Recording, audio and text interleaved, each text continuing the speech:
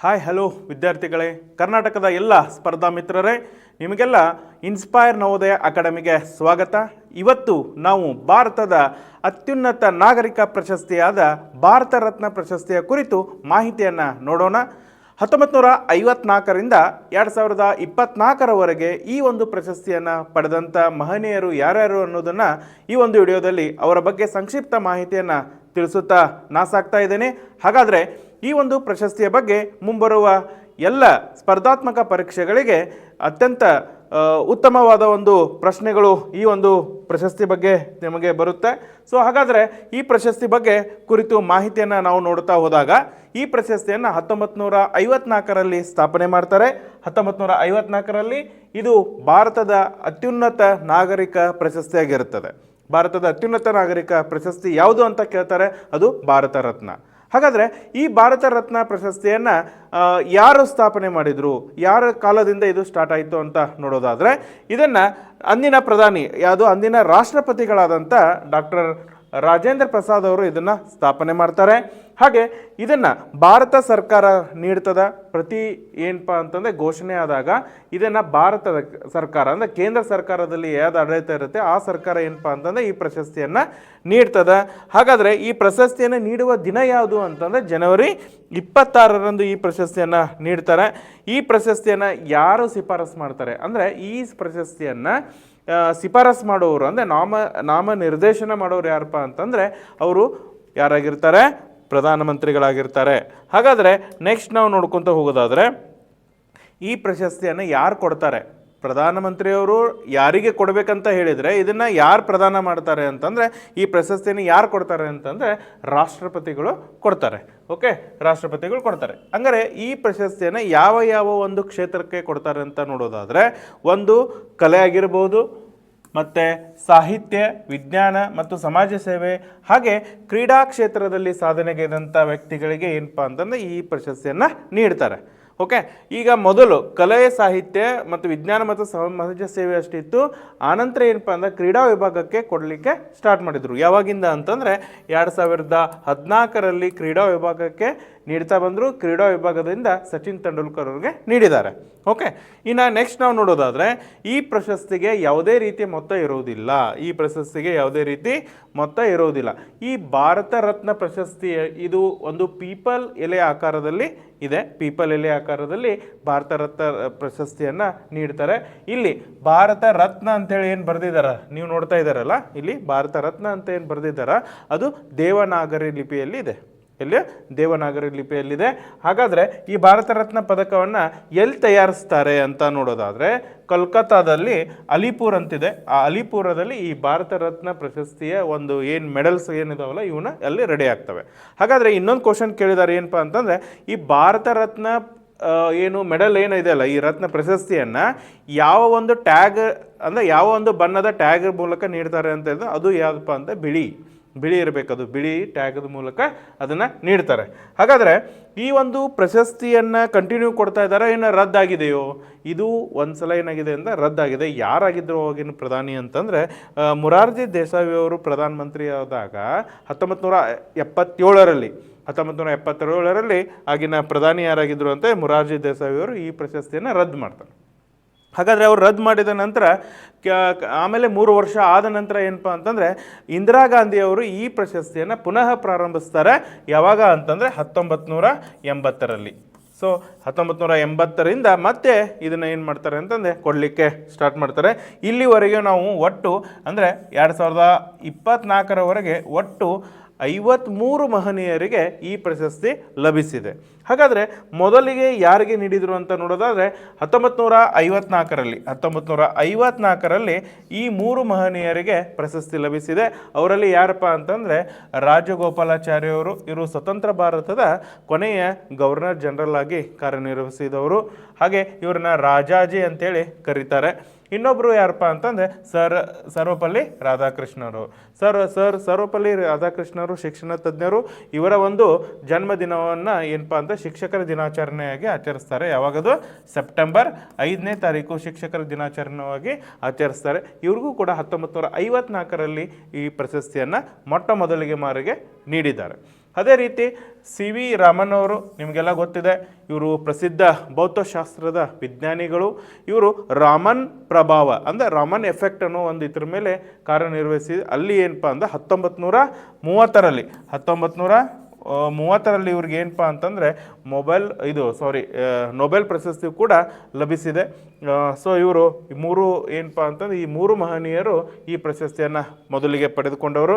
ನಂತರ 1955ರಲ್ಲಿ ಯಾರು ಪಡ್ಕೊಂಡ್ರೆ ಭಗವಾನ್ ದಾಸರು ಪಡ್ಕೊಂಡಿದ್ದಾರೆ. ಹಾಗೆ ರೀತಿ ಸರ್ ಎಂ ವಿಶ್ವೇಶ್ವರಯ್ಯ ಮತ್ತು ಜವಾಹರ್ಲಾಲ್ ನೆಹರು ಅವರು ನಮ್ಮ ಸ್ವತಂತ್ರ ಭಾರತದ ಮೊದಲ ಪ್ರಧಾನಮಂತ್ರಿಗಳು. ಸರ್ ಎಂ ವಿಶ್ವೇಶ್ವರಯ್ಯವರು ಒಬ್ಬ ಒಳ್ಳೆಯ ಇಂಜಿನಿಯರು ಕೂಡ, ಹಾಗೆ KRS ಡ್ಯಾಮನ್ನು ನಿರ್ಮಾತೃ ಮತ್ತು ಮೈಸೂರು ಸಂಸ್ಥಾನದಲ್ಲಿ ದಿವಾನರಾಗಿ ಕಾರ್ಯನಿರ್ವಹಿಸಿದವರು. ಇನ್ನು ಭಗವಾನ್ ದಾಸರವರು, ಇವರು ಕೂಡ ಭಗವಾನ್ ದಾಸರ ಬಗ್ಗೆ ನಾವು ನೋಡೋದಾದರೆ, ಸೊ ಭಗವಾನ್ ದಾಸರು ಸ್ವತಂತ್ರ ಹೋರಾಟಗಾರರ ತತ್ವಜ್ಞಾನಿಗಳು. ಹಾಗೆ ಇವರು ಮಹಾತ್ಮ ಗಾಂಧೀಜಿಯವರ ಸಹಕಾರದೊಂದಿಗೆ ಏನಪ್ಪ ಅಂತಂದರೆ ವಿದ್ಯಾಪೀಠ ಅಂದರೆ ಕಾಶಿ ವಿದ್ಯಾಪೀಠವನ್ನು ಸ್ಥಾಪನೆ ಮಾಡಿದಂಥವರು ಯಾರು? ಭಗವಾನ್ ದಾಸರು. ಓಕೆ, ಇನ್ನು ನೆಕ್ಸ್ಟ್ ಯಾರಿಗೆ ಲಭಿಸಿದೆ ಅಂತಂದರೆ ಗೋವಿಂದ್ ವಲ್ಲಭ ಪಂತ್ ಅವರಿಗೆ 1957ರಲ್ಲಿ ಲಭಿಸಿದೆ. ಹಾಗೆ ಡೋಡೋ ಕೇಶವ್ ಕಾರ್ವೆ ಅವರಿಗೆ 1958ರಲ್ಲಿ. ಹಾಗೆ ನೋಡ್ತಾ ಹೋದಂಗೆ 1961ರಲ್ಲಿ ಮತ್ತು ಇಬ್ಬರು ಮಹನೀಯರಿಗೆ ಸಿಕ್ಕಿದೆ. ಒಂದು ಪಶ್ಚಿಮ ಬಂಗಾಳದ ಮುಖ್ಯಮಂತ್ರಿಯಾಗಿ ಕಾರ್ಯನಿರ್ವಹಿಸಿದ್ದಂಥ ಬಿಧಾನ್ ಚಂದ್ರ ರಾಯ್ ಇವ್ರಿಗೂ ಕೂಡ ಲಭಿಸಿದೆ. ಹಾಗೆ ಪುರುಷೋತ್ತಮ್ ದಾಸ್ ಟಂಡನ್ ಅವ್ರಿಗೂ ಕೂಡ 1961ರಲ್ಲಿ ಈ ಪ್ರಶಸ್ತಿ ಲಭಿಸಿದೆ. ಹಾಗೆ ಮುಂದೆ ಬರ್ತಾ ಹೋಗೋದಾದರೆ ನಾವು ಸ್ವತಂತ್ರ ಹೋರಾಟಗಾರರು ಮತ್ತು ಭಾರತದ ಮೊಟ್ಟ ಮೊದಲ ರಾಷ್ಟ್ರಪತಿಗಳಾದಂಥ ರಾಜೇಂದ್ರ ಪ್ರಸಾದ್ ಅವರಿಗೆ 1962ರಲ್ಲಿ ಈ ಪ್ರಶಸ್ತಿ ಸಿಕ್ಕಿದೆ. ಹಾಗೆ ಜಾಕೀರ್ ಹುಸೇನ್ ಅವರಿಗೆ 1963ರಲ್ಲಿ ಮತ್ತು ಪಾಂಡುರಂಗ್ ವಾಮನ್ ಕೇನೆ ಅವರಿಗೆ 1963ರಲ್ಲಿ ಈ ಮೂರು ಮಹನೀಯರಿಗೆ ಈ ಪ್ರಶಸ್ತಿ ಲಭಿಸಿದೆ.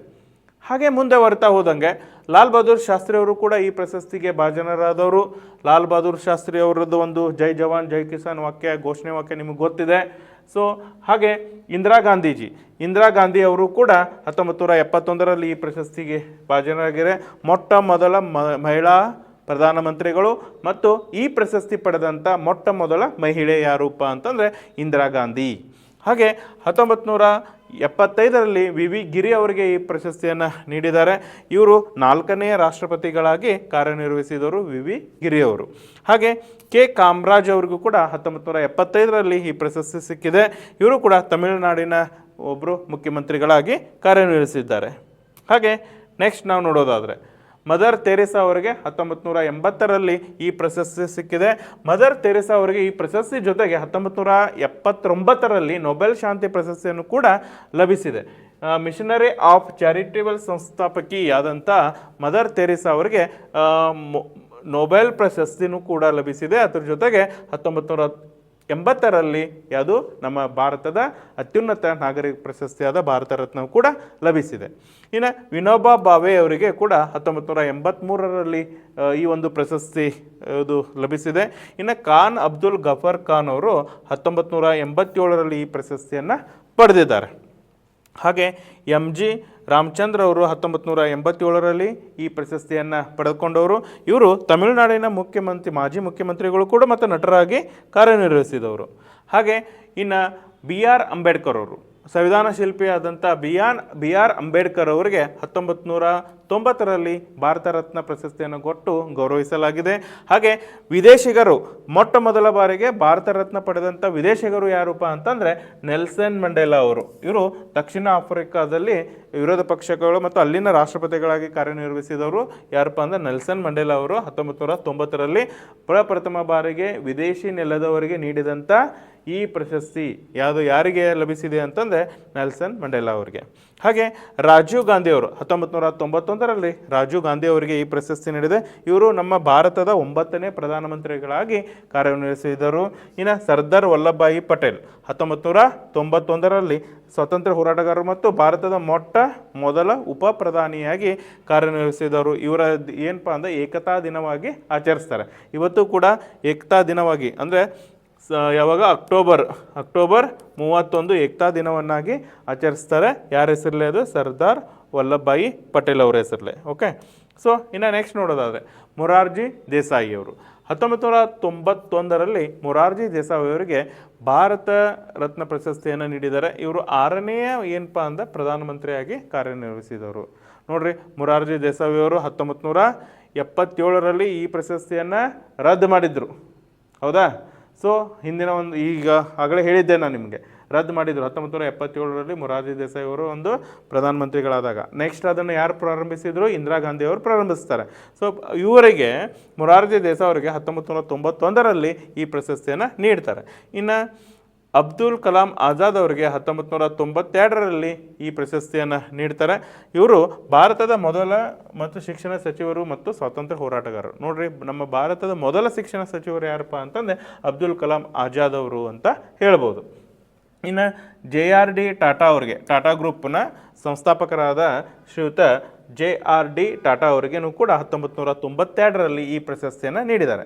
ನೋಡಿರಿ, 1992ರಲ್ಲೂ ಕೂಡ 3 ಮಂದಿ ಈ ಪ್ರಶಸ್ತಿಗೆ ಭಾಜನರಾದವರು.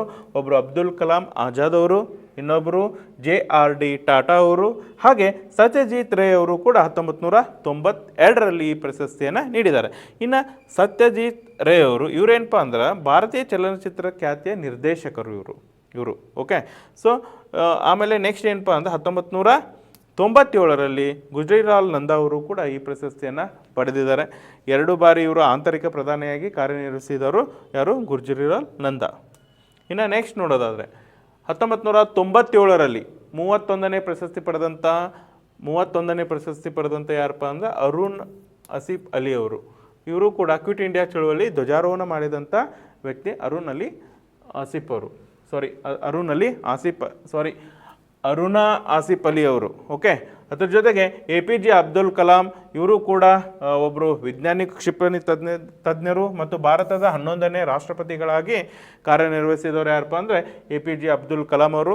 ಇವರಿಗೆ 1997ರಲ್ಲಿ ಈ ಪ್ರಶಸ್ತಿ ಲಭಿಸಿದೆ. ಹಾಗೆ MS ಸುಬ್ಬಲಕ್ಷ್ಮಿ ಗಾನದ ರಾಣಿಯಾಗಿ ಏನಪ್ಪ ಅಂದರೆ ಇವರು ಹಾಡಿನ ನಿಮಗೆಲ್ಲ ಗೊತ್ತಿದೆ, ಗಾನಕೋಗಿಲೆ ಅಂತ ಕರಿತೇವೆ. ಸೊ ಗಾನದ ರಾಣಿ ಅಂತ ಕರಿತೇವೆ. 1998ರಲ್ಲಿ ಇವ್ರಿಗೂ ಕೂಡ MS ಸುಬ್ಬಲಕ್ಷ್ಮಿ ಅವ್ರಿಗೂ ಕೂಡ ಈ ಪ್ರಶಸ್ತಿ ಲಭಿಸಿದೆ. ಹಾಗೆ ಚಿದಂಬರಂ ಸುಬ್ರಹ್ಮಣ್ಯಂ ಅವ್ರಿಗೆ 1998ರಲ್ಲಿ ಕೂಡ ಅವ್ರಿಗೂ ಕೂಡ ಈ ಪ್ರಶಸ್ತಿ ಸಿಕ್ಕಿದೆ. ಹಸಿರು ಕ್ರಾಂತಿಯ ಪ್ರಮುಖ ನಾಯಕರಲ್ಲಿ ಇವರು ಕೂಡ ಒಬ್ಬರಾಗಿದ್ದರು. ಇನ್ನು ನೆಕ್ಸ್ಟ್ ನಾವು ನೋಡೋದಾದರೆ ಜಯಪ್ರಕಾಶ್ ನಾರಾಯಣ್ ಅವರಿಗೆ 1999ರಲ್ಲಿ ಈ ಪ್ರಶಸ್ತಿ ಲಭಿಸಿದೆ. ಸಂಪೂರ್ಣ ಕ್ರಾಂತಿ ಎಂಬ ಚಳುವಳಿ ಮೂಲಕ ಇವರು ಅದಕ್ಕೆ ಒಂದು ಮಾರ್ಗದರ್ಶನ ನೀಡಿದಂಥ ವ್ಯಕ್ತಿ. ಹಾಗೆ ಅಮೃತ್ಯ ಸೇನ್ ಇವ್ರಿಗೂ ಕೂಡ 1999ರಲ್ಲಿ ಈ ಪ್ರಶಸ್ತಿ ಸಿಕ್ಕಿದೆ. ಇವರು ನೊಬೆಲ್ ಪ್ರಶಸ್ತಿಯನ್ನು ಆರ್ಥಿಕ ವಿಷಯದಲ್ಲಿ ನೊಬೆಲ್ ಪ್ರಶಸ್ತಿಯನ್ನು ಕೂಡ ಪಡೆದಂಥ ಮೊದಲಿಗರು. ಹಂಗಾರೆ ಎಕನಾಮಿಕ್ಸ್ ವಿಷಯದಲ್ಲಿ ಆರ್ಥಿಕ ವಿಷಯದಲ್ಲಿ ಮೊದಲಿಗೆ ನೊಬೆಲ್ ಪ್ರಶಸ್ತಿ ಪಡೆದಂಥ ಯಾರಪ್ಪ ಅಂದರೆ ಅಮೃತ್ಯ ಸೇನ್ ಅವರು. ಹಾಗೆ ನೆಕ್ಸ್ಟ್ ಗೋಪಿನಾಥ್ ಅವರು ಕೂಡ 1999ರಲ್ಲಿ ಈ ಪ್ರಶಸ್ತಿ ಲಭಿಸಿದೆ. ಇವರು ಆಸಾಮ್ದ ಮೊದಲ ಮುಖ್ಯಮಂತ್ರಿಗಳಾಗಿ ಕಾರ್ಯನಿರ್ವಹಿಸಿದವರು. ಇನ್ನು ರವಿಶಂಕರ್ ಅವರಿಗೆ, ಇವರು ಪ್ರಸಿದ್ಧ ಸಿತಾರ ವಾದಕರು. ರವಿಶಂಕರ್ ಅವರಿಗೆ 1999ರಲ್ಲಿ ಅವ್ರಿಗೂ ಕೂಡ ಈ ಪ್ರಶಸ್ತಿ ಲಭಿಸಿದೆ. ಹಾಗೆ ಲತಾ ಮಂಗೇಶ್ವರ್ ಅವರು ಕೂಡ 2001ರಲ್ಲಿ, ಆಮೇಲೆ ಬಿಸ್ಮಿಲ್ಲಾ ಖಾನ್ ಅವರಿಗೆ 2001ರಲ್ಲಿ ಮತ್ತು ಭೀಮ್ಸೇನ್ ಜೋಶಿ ಅವರಿಗೆ 2009ರಲ್ಲಿ ಈ ಪ್ರಶಸ್ತಿ ಲಭಿಸಿದೆ. ಹಾಗೆ ಮುಂದೆ ಬರ್ತಾ ನೋಡೋದಾದರೆ ಇನ್ನು 2014ರಲ್ಲಿ ಇಬ್ಬರಿಗೆ ಲಭಿಸಿದೆ. ಯಾರಿಗೆ ಅಂತಂದರೆ CNR ರಾವ್ ಅವರಿಗೆ. CNR ರಾವ್ ಅವರು ಮತ್ತು ಸಚಿನ್ ತೆಂಡೂಲ್ಕರ್. ಹೌದಾ? ವಿಶ್ವ ಪ್ರಸಿದ್ಧ ಕ್ರೀಡೆಗೆ ಸಂಬಂಧಿಸಿದಂಥಪ್ಪ ಏನಂದರೆ ಇಲ್ಲಿಂದ ನೋಡಿ 2014ರಿಂದ ಈ ಕ್ರೀಡೆ ವಿಷಯಕ್ಕೆ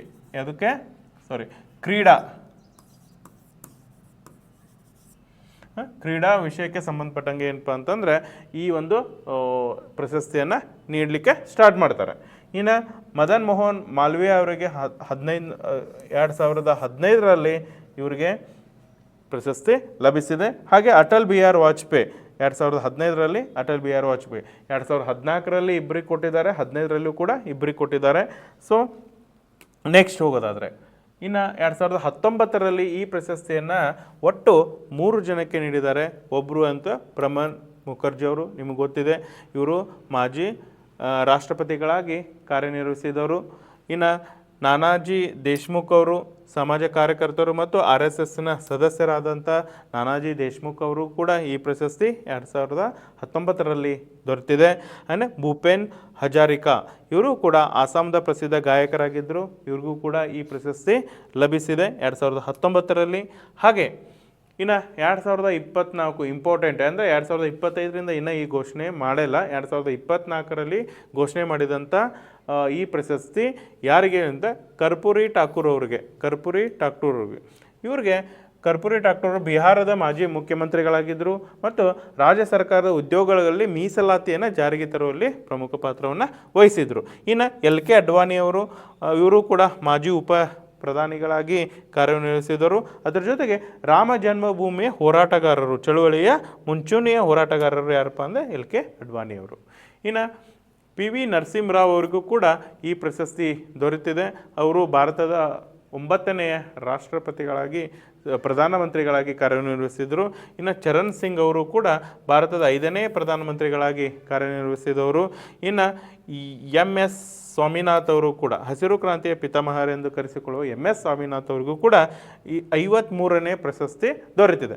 50ನೇ ಪ್ರಶಸ್ತಿ LK ಅಡ್ವಾಣಿ, ಲಾಸ್ಟ್ 53ನೇ ಪ್ರಶಸ್ತಿ ಯಾರಪ್ಪ ಅಂದರೆ MS ಸ್ವಾಮಿನಾಥ್, ಹಸಿರು ಕ್ರಾಂತಿಯ ಪಿತಾಮಹ. ಒಟ್ಟು ಇಲ್ಲಿವರೆಗೆ 53 ಜನರಿಗೆ ಈ ಪ್ರಶಸ್ತಿಯನ್ನು ದೊರೆತಿದೆ. ಹಾಗಾದರೆ ನೀವೆಲ್ಲ ನೋಡಿದಿರಿ, ಈಗ 1954ರಿಂದ 2024ರಲ್ಲಿ ಈ ಎಲ್ಲ ಮಹನೀಯರಿಗೆ 53 ಮಹನೀಯರಿಗೆ ಪ್ರಶಸ್ತಿಯನ್ನು ನೀಡಿದ್ದಾರೆ. ಹಾಗಾದರೆ ಈ ಪ್ರಶಸ್ತಿ ಪಡೆದಂತಹ ಪ್ರಧಾನಮಂತ್ರಿಗಳ್ಯಾರು? ಈ ಪ್ರಶಸ್ತಿ ಪಡೆದಂಥ ಪ್ರಧಾನಮಂತ್ರಿಗಳ್ಯಾರು? ಈ ಪ್ರಶಸ್ತಿ ಪಡೆದಂಥ ಉಪರಾಷ್ಟ್ರಪತಿಗಳಾರು? ಈ ಪ್ರಶಸ್ತಿ ಪಡೆದಂಥ ಮಹಿಳೆಯರ್ಯಾರು? ಈ ಪ್ರಶಸ್ತಿ ಪಡೆದಂತಹ ವಿದೇಶಿಗರ್ಯಾರು? ಈ ಪ್ರಶಸ್ತಿ ಪಡೆದಂಥ ಕನ್ನಡಿಗರ್ಯಾರು? ಸೊ ಇಂಥ ಕ್ವಶನ್ಸ್ಗಳು ನಿಮಗೆ ಬರುವ ಸಾಧ್ಯತೆಗಳಿರುತ್ತೆ ಈ ಒಂದು ಪ್ರಶಸ್ತಿಗಳ ಮೇಲೆ. ಹಾಗಾದರೆ ಅವ್ರ ಬಗ್ಗೆ ಒಂದು ಸಂಕ್ಷಿಪ್ತ ನೋಡೋಣ. ಹಾಗಾದರೆ ಪ್ರಧಾನಮಂತ್ರಿಗಳಾಗಿ ಯಾರು, ರಾಷ್ಟ್ರಪತಿಗಳು ಯಾರು ಅನ್ನೋದನ್ನು ನೋಡೋದಾದರೆ ಡಾಕ್ಟರ್ S ರಾಧಾಕೃಷ್ಣ ಅವರು 1954ರಲ್ಲಿ ರಾಷ್ಟ್ರಪತಿಗಳಾಗಿ ಕಾರ್ಯನಿರ್ವಹಿಸುವಾಗ ಈ ಒಂದು ಪ್ರಶಸ್ತಿ ದೊರೆತಿದೆ. ಅಂದರೆ ಆಮೇಲೆ ನೆಕ್ಸ್ಟು ರಾಜೇಂದ್ರ ಪ್ರಸಾದ್ ಅವರು, ಜಾಕೀರ್ ಹುಸೇನ್ ಅವರು, VV ಗಿರಿ ಅವರು, APJ ಅಬ್ದುಲ್ ಕಲಾಂ ಅವರು, ಪ್ರಣಬ್ ಮುಖರ್ಜಿ ಅವರು. ಸೊ ಇವರು ಇಷ್ಟು ಎಷ್ಟು ಜನ ಇದ್ದಾರೆ ಟೋಟಲ್ ಆಗಿ? 6 ಜನ ಏನಪ್ಪ ಅಂತಂದರೆ ಇವರು ರಾಷ್ಟ್ರಪತಿಗಳಾಗಿ ಏನಪ್ಪ ಅಂತ ರಾಷ್ಟ್ರಪತಿ ಅಂದರೆ ಇವರು ರಾಷ್ಟ್ರಪತಿಗಳು ಇರುವಾಗ ಅಥವಾ ರಾಷ್ಟ್ರಪತಿಗಳ ಆಗಿ ಕಾರ್ಯನಿರ್ವಹಿಸಿ ಏನಪ್ಪ ಅಂದರೆ ಇದು ಬಿಟ್ಟಾಗ ಅಂದರೆ ಅವರು ರಾಷ್ಟ್ರಪತಿಗಳು ಇರ್ತಾರೆ. ಸೊ ಅವಾಗ ಏನಪ್ಪ ಅಂತಂದರೆ ಈ ಒಂದು ಪ್ರಶಸ್ತಿಯನ್ನು ನೀಡಿದ್ದಾರೆ. ರಾಷ್ಟ್ರಪತಿ ಹುದ್ದೆಗೆ ಏರಿ ಪಡೆದಂಥವ್ರು ಯಾರಪ್ಪ ಅಂದರೆ ಇವು 6 ಜನರು. ಓಕೆ, ಇನ್ನು ನೆಕ್ಸ್ಟ್ ನೋಡೋದಾದರೆ ನೆಕ್ಸ್ಟ್ ಇಲ್ಲಿ ಪಡೆದಂಥ ಪ್ರಧಾನಮಂತ್ರಿಗಳು ಯಾರು ನೋಡೋಣ. ಈ ರಾಷ್ಟ್ರಪತಿ ಅಂದರೆ ಈ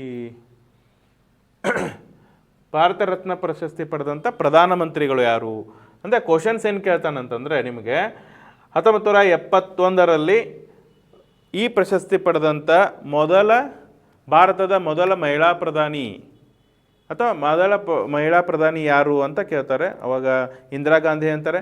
ಅವರಿಗೆ ಭಾರತ ರತ್ನ ಪ್ರಶಸ್ತಿ ಕೂಡ ಲಭಿಸಿದೆ. ಹಾಗಾದರೆ ಪ್ರಧಾನಮಂತ್ರಿಗಳು ಯಾರಿದ್ರು ಈ ಪ್ರಶಸ್ತಿ ಪಡೆಯುವ ಅನ್ನೋದನ್ನು ನೋಡೋದಾದರೆ ಜವಾಹರ್ಲಾಲ್ ನೆಹರು ಅವರು ಕೂಡ ಅವರು ಪ್ರಧಾನಮಂತ್ರಿಗಳಿದ್ದರು. ಹಾಗೆ ಲಾಲ್ ಬಹದ್ದೂರ್ ಶಾಸ್ತ್ರಿ, ಇಂದಿರಾ ಗಾಂಧಿ, ಮೊರಾರ್ಜಿ ದೇಸಾಯಿ, ರಾಜೀವ್ ಗಾಂಧಿ, ಅಟಲ್ ಬಿಹಾರಿ ವಾಜಪೇಯಿ. ಸೊ ಇವರು ಭಾರತ ರತ್ನ ಪ್ರಶಸ್ತಿ ಪಡೆದ ಪ್ರಧಾನಮಂತ್ರಿಗಳು. ಹಾಗೆ ನೆಕ್ಸ್ಟ್ ನೋಡೋದಾದರೆ ಭಾರತ ರತ್ನ ವಿಜೇತ ಮಹಿಳೆಯರು ಯಾವ ಮಹಿಳೆಯರಿಗೆ ಈ ಪ್ರಶಸ್ತಿ ಲಭಿಸಿದೆ ಅಂತ ಅನ್ನೋದಾದರೆ ಭಾರತ ರತ್ನ ಪ್ರಶಸ್ತಿ ಪಡೆದ ಮೊದಲ ಮಹಿಳಾ ಅಭ್ಯರ್ಥಿ ಯಾರು ಅಂತ ಕೇಳ್ತಾರೆ. ಯಾರು? ಇಂದಿರಾ ಗಾಂಧಿ. ಹಾಗೆ ಮತ್ತಾರಿಗೆ ಬಂದಿದೆ ಮಹಿಳೆಯರಿಗೆ ಅಂತ ಕೇಳಿದೆ Mother Teresa, Aruna Asaf Ali, MS Subbalakshmi ಮತ್ತು ಲತಾ ಮಂಗೇಶ್ಕರ್. ಮಹಿಳೆಯರಲ್ಲಿ ಸಂಗೀತಕ್ಕೆ ಕ್ಷೇತ್ರಕ್ಕೆ ಯಾರಿಗೆ ಪ್ರಶಸ್ತಿ ಸಿಕ್ಕಿದೆ ಅಂತ ಕೇಳ್ತಾರೆ. ಅವಾಗ MS ಸುಬ್ಬಲಕ್ಷ್ಮಿ ಅಂತ ಬರಿಬೇಕು. ಇನ್ನು ನೆಕ್ಸ್ಟು ಭಾರತ ರತ್ನ ಪಡೆದ ವಿದೇಶಿಗರು ಯಾರ್ಯಾರದಾರು ಅಂತ ನೋಡೋದಾದರೆ ಒಬ್ಬರು ಖಾನ್ ಅಬ್ದುಲ್ ಗಫರ್ ಖಾನ್ ಅವರು, ಆಮೇಲೆ ನೆಲ್ಸನ್ ಮಂಡೇಲಾ ಅವರು. ಇಬ್ಬರೂ ಕೂಡ ಏನಪ್ಪ ಅಂದರೆ ವಿದೇಶಿಗರಿಗೆ ಭಾರತ ರತ್ನ ಪ್ರಶಸ್ತಿ ಇಲ್ಲಿವರೆಗೆ ನೀಡಿದ್ದಾರೆ. ಇಬ್ಬರೇ ವಿದೇಶಿಗರಿಗೆ ಏನಪ್ಪ ಅಂತ ಭಾರತ ರತ್ನ ಪ್ರಶಸ್ತಿಯನ್ನು ನೀಡಿದ್ದಾರೆ. ಇನ್ನು ಭಾರತ ರತ್ನ ವಿಜೇತ ಕನ್ನಡಿಗರು ಅಂದರೆ ನಮ್ಮ ಕನ್ನಡಿಗರು ಯಾರ್ಯಾರು ಪಡ್ಕೊಂಡಿದ್ದಾರೆ ಅಂತ ನೋಡೋದಾದರೆ ಒಂದು ಸರ್ ಎಂ ವಿಶ್ವೇಶ್ವರಯ್ಯ, ಭೀಮ್ಸೇನ್ ಜೋಶಿ ಅವರು ಮತ್ತು CNR ರಾವ್ ಅವರು. ಸೊ ಇವರು ಮೂರೂ ಜನ ಏನಪ್ಪ ಅಂತಂದರೆ ನಮ್ಮ ಕನ್ನಡಿಗರು ಭಾರತ ರತ್ನ ಪ್ರಶಸ್ತಿಯನ್ನು ಪಡೆದವರು. ಓಕೆ, ಸೊ ಇನ್ನು ಮರಣೋತ್ತರವಾಗಿ ಯಾರ್ಯಾರು ಪಡೆದಿದ್ದಾರೆ ಅಂದರೆ ಅವರ ಮರಣದ ನಂತರ ಈ ಪ್ರಶಸ್ತಿಯನ್ನು ಪ್ರದಾನ ಮಾಡಿರ್ತಾರೆ. ಹೌದಾ? ಸೊ ಅಂಥವ್ರಿಗೆ ಯಾರ ಹೆಸರಲ್ಲೇ ಘೋಷಣೆ ಮಾಡಿದ್ದಾರೆ ಅನ್ನೋದು ನೋಡೋದಾದರೆ ಒಂದು ಯಾವುದು ಲಾಲ್ ಬಹದ್ದೂರ್ ಶಾಸ್ತ್ರಿ ಅವರು ತೀರಿಕೊಂಡ ನಂತರ ಈ ಪ್ರಶಸ್ತಿಗೆ ಭಾಜನರಾದವರು. ಅವರಿಗೆ ನೆಕ್ಸ್ಟ್ ಏನಪ್ಪ ಅಂದರೆ ಕಾಮರಾಜ್ ಅವರು, ವಿನೋದ ಭಾವೆ ಅವರಿಗೆ, ಆಮೇಲೆ MS ರಾಮಚಂದ್ರ ಅವರಿಗೆ, ಡಾಕ್ಟರ್ BR ಅಂಬೇಡ್ಕರ್ ಅವರು ಕೂಡ ಮರಣ ಹೊಂದಿದ ನಂತರ ಈ ಪ್ರಶಸ್ತಿಯನ್ನು ಘೋಷಣೆ ಮಾಡಿದೆ. ಇನ್ನು ರಾಜೀವ್ ಗಾಂಧಿ ಅವರಿಗೆ, ಸರ್ದಾರ್ ವಲ್ಲಭಭಾಯಿ ಪಟೇಲ್, ಮೌಲಾನಾ ಅಬ್ದುಲ್ ಕಲಾಂ ಆಜಾದ್ ಅವರಿಗೆ, ಇವರೆಲ್ಲ ಏನಪ್ಪ ಅಂದ್ರೆ ಮರಣೋತ್ತರವಾಗಿ ಅಂತಂದ್ರೆ ಮರಣದ ನಂತರ ಈ ಪ್ರಶಸ್ತಿಯನ್ನು ಅವರ ಹೆಸರಲ್ಲೇ ಘೋಷಣೆ ಮಾಡಿದ್ದಂಥದ್ದು. ಇನ್ನು 1997ರಲ್ಲಿ ಅರುಣ್ ಆಸಿಫ್ ಅಲಿ ಅವ್ರಿಗೂ ಕೂಡ ಮರಣೋತ್ತರವಾಗಿ ನೀಡಿದ್ದಾರೆ. ಗೋಪಿನಾಥ್ ಬಾರ್ಡೋಲಿಯವರು, ಜಯಪ್ರಕಾಶ್ ನಾರಾಯಣ್ ಅವರು, ಮದನ್ ಮೋಹನ್ ಮಾಳ್ವಿಯಾ ಅವರಿಗೆ, ಭೂಪೇನ್ ಹಜಾರಿಕಾ, ನಾನಾಬೆ ದೇಶ್ಮುಖ್, ಕರ್ಪೂರಿ ಠಾಕೂರ್. ನೋಡ್ರಿ 2024ರಲ್ಲಿ ಕರ್ಪೂರಿ ಠಾಕೂರ್ ಅವರಿಗೆ ಘೋಷಣೆ ಮಾಡಿದ್ದಾರೆ. ಯಾವಾಗ? 2024ರ ಮರಣೋತ್ತರವಾಗಿ ಅವ್ರಿಗೆ ಘೋಷಣೆ ಮಾಡಿದ್ದಾರೆ. ಹಾಗಾದ್ರೆ ಒಟ್ಟು 5 ಜನರಲ್ಲಿ ಒಬ್ಬರಿಗೆ ಮರಣೋತ್ತರವಾಗಿ ಘೋಷಣೆ ಮಾಡಿದ್ದಾರೆ 2024ರಲ್ಲಿ. ಹೌದಾ?